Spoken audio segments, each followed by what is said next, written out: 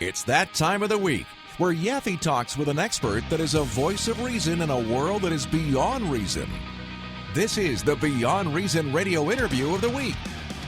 Welcome to Beyond Reason Radio's Interview of the Week. I'm your host, Michael Yaffee, and today I'm being joined by Dr. Jane Orient. She recently put out a column that says, "Carbon doesn't kill, poverty does." And she addresses the issue about how new EPA regulations that they're trying to push will actually hurt our economy and hurt the medical system in this country. And Dr. Jane, how are you today?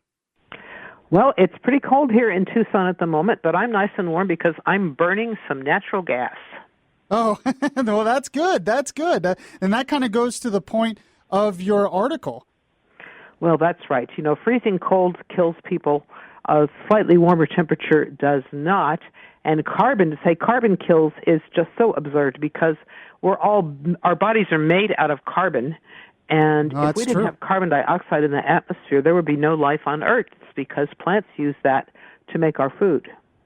Right. So when you see like what's going on in with the global warming summit, and you look at the new carbon regulations that they're trying to push, the EPA, you as a doctor, you have an interesting perspective on why this can be dangerous for the country and especially for low-income people. Well, this is not at all controversial that poverty is bad for your health. Any study you want to look at that looks at one's financial well-being will show that it is inversely correlated with your health. Poor people, they can't afford to heat the baby's bedroom, to buy medicine, to go to the doctor, to buy new tires for their car, or other things that are needed for safety.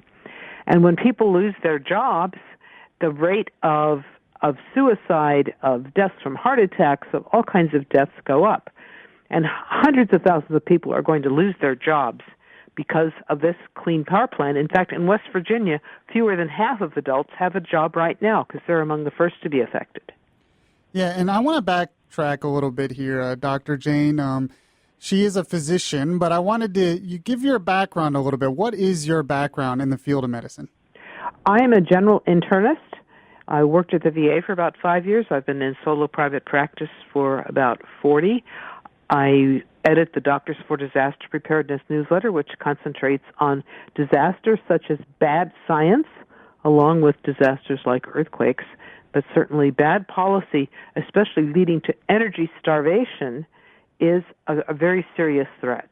Now, have you seen any effects of any bad policy up to this date already? I mean, they haven't even implemented what they want to implement in terms of the EPA, but they have implemented stuff in the past. Is it already having a negative effect on the medical community?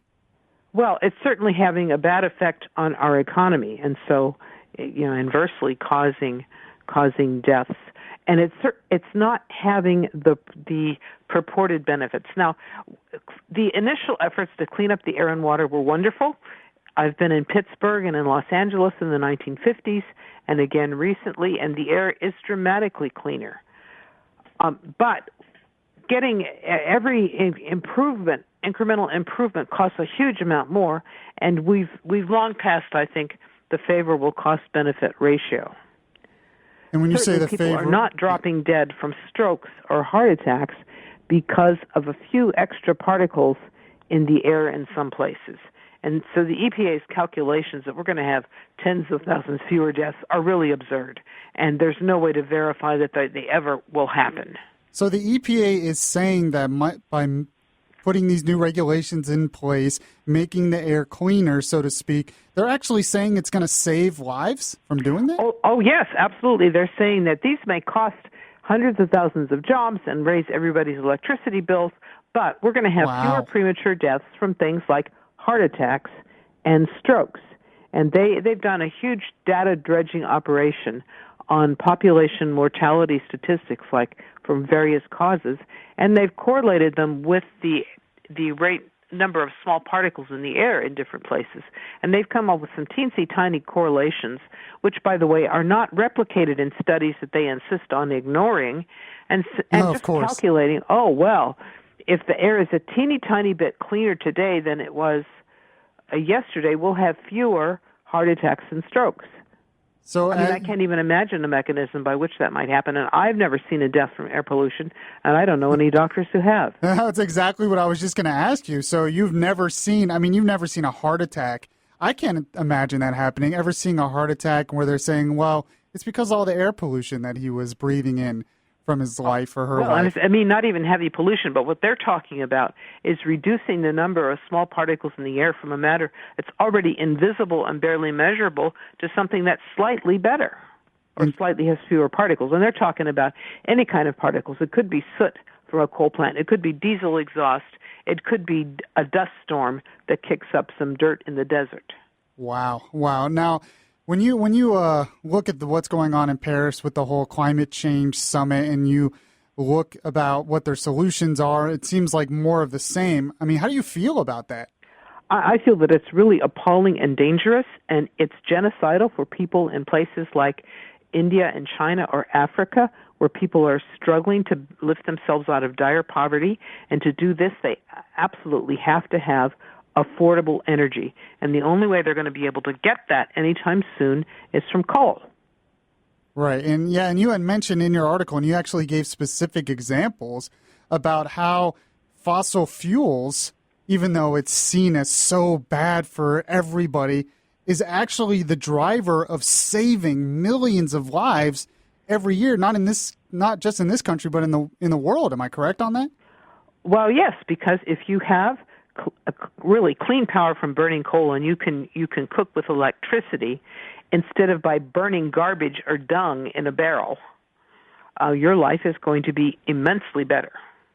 Right, and that's a good point, just the sanitary aspects. And of course, as a doctor, I can imagine that one of the things you use for almost everything is some kind of plastic, whether it's for the gloves or the bags that the medicine goes in or anything like that. And isn't that a byproduct of the fossil fuels?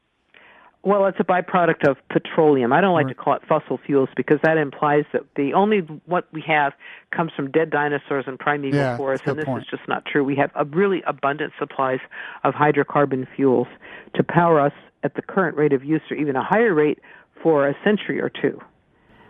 So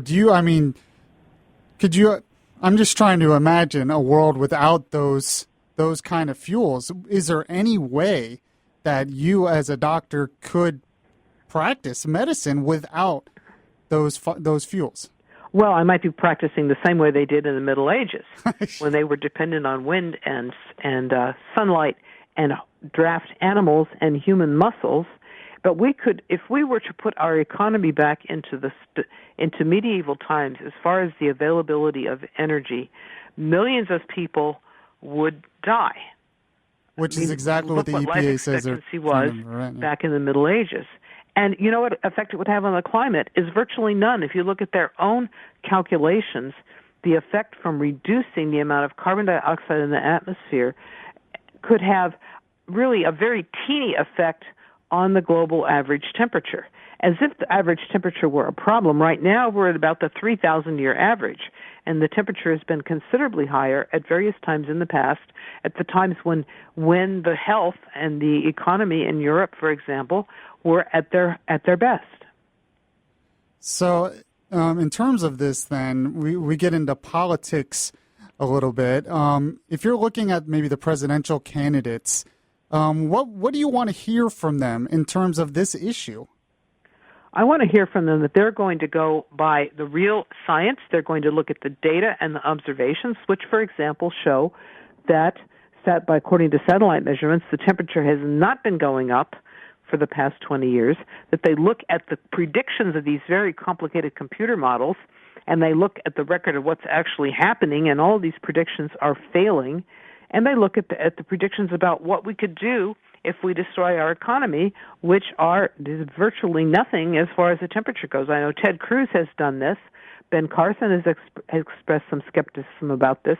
But all the Democrat candidates and many of the Republicans are just saying, well, this is what scientists say. Well, the climate scientists, to be qualified to be a climate scientist, you have to agree with this multi-billion-dollar global alarmism industry. Yeah, and it seems like now all they do is call us deniers. You know, that's how they kind of try to shut us up. Worse, they're even threatening to prosecute people under RICO laws for telling what they believe to be the truth about what the science shows. And if you really have to suppress people by force, you have to be really suspicious that these people are right, and you can't defeat them in an honest, upfront, open debate. All right, and if people wanted to find out more information on all this stuff you're talking about today and trying to get the real facts about this, do you have a website or anywhere that people can look and see any of this? Yeah, Doctors for Disaster Preparedness, which has an annual conference which features many excellent speakers on the subject and has a bi-monthly newsletter, is ddponline.org. And another website that has press releases and that newsletter about this subject is physiciansforcivildefense.org. Just spell it all out, physiciansfor, civildefense.org. All and right. Our Twitter feed is at D4DP. I gotcha. And I'm going to give you the last word here. Is there what is the main message that you want to get out to the American people on the issue of climate change and how it can affect our health directly?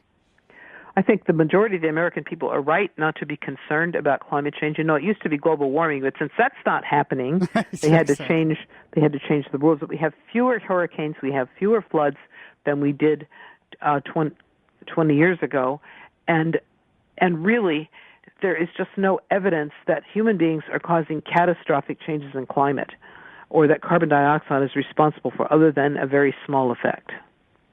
All right, Dr. Jane, I appreciate you joining me today, and hopefully we will speak to you again.